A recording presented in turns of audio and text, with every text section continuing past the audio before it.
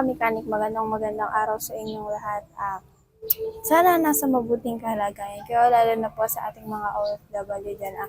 Mag-iingat po kayo palagi. So ngayon po pala linggo po ngayon. Tapos po may overhauling po kami ngayon ni tatay. Sasama ko kayo sa pag-overhaul namin ni tatay. So yun na po mga kamekanik. So mga kamekanika, itong motor po, yung gagawin namin ni tatay, bali na baklas na po pala ni tatay yung motor. So mga kamekanika, yung may-ari po pala nito, taga Dasma po po. Dinayo pa po tayo ni Kuya. Kuya. Ayan po. Siya po yung nagpa-overhaul sa atin. Tapos po, ito po yung ina-overhaul namin ni tatay. Kuya, anong pangalan mo po? Ano po pangalan? Jess. Jess po. Shoutout po kay Kuya Jess na nagpa-overhaul po sa atin.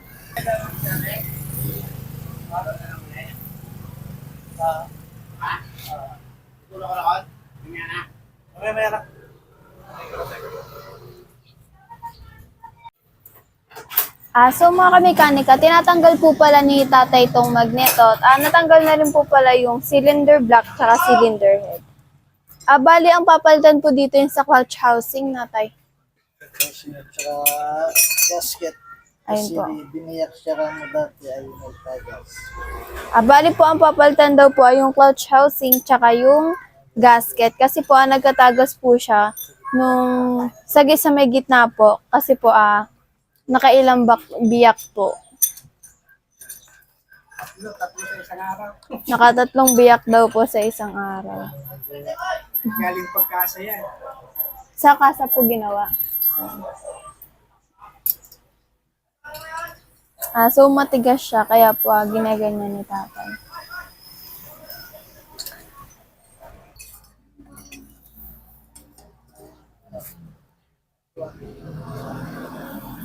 Ay.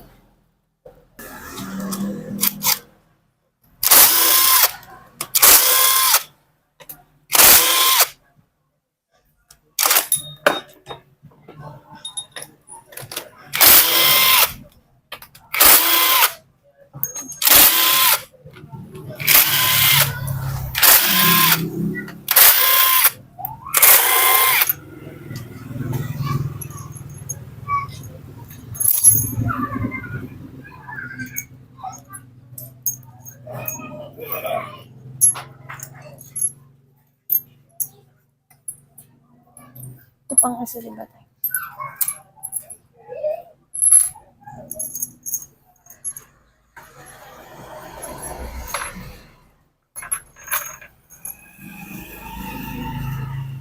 Paano?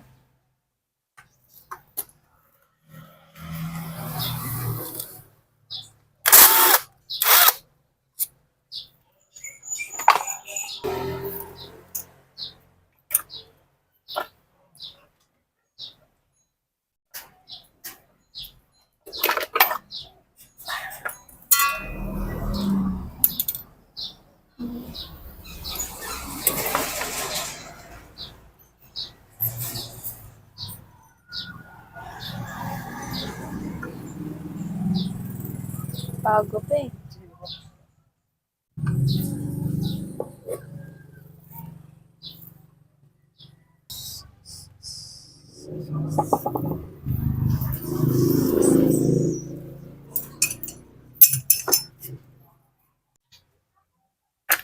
Agoy.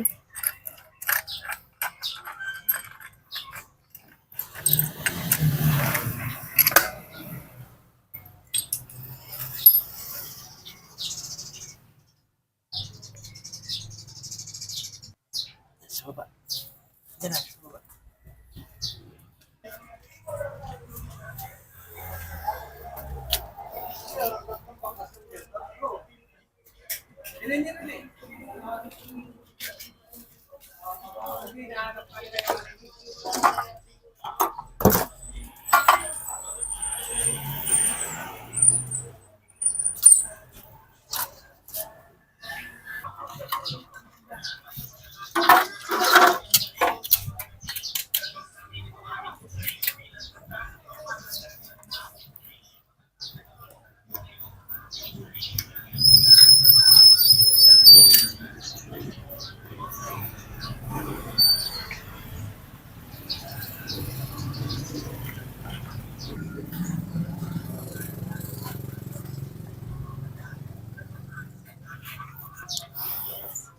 Oo nga po. Ano naman po ginagawa nyo yung daan din po pala? Opo.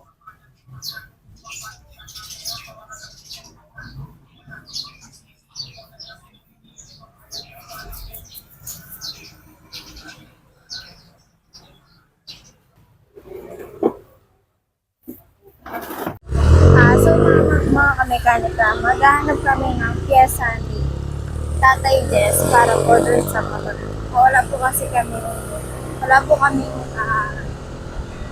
stock si Tatay doon na basketball. So tatakbo po kami ng pyesa para maghanap po. Dyan po pala nawala ng sound sa. Hindi ko po alam na naka-off po pala yung mic ko.